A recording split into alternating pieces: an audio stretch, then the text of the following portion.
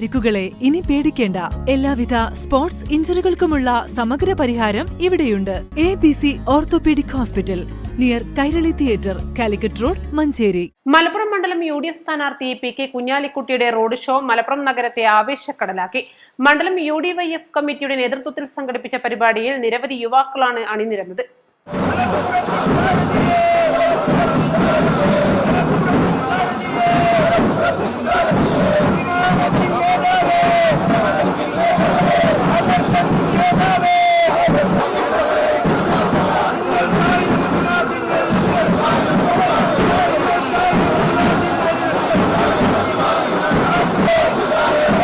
വാദ്യമേളങ്ങളുടെയും മുദ്രാവാക്യം വിളികളുടെയും അകമ്പടിയോടെ നടന്ന റോഡ് ഷോയിൽ സ്ഥാനാർത്ഥിയുടെ മുഖംമൂടി ധരിച്ചെത്തിയ യുവാക്കൾ പ്രത്യേക ആകർഷണമായി.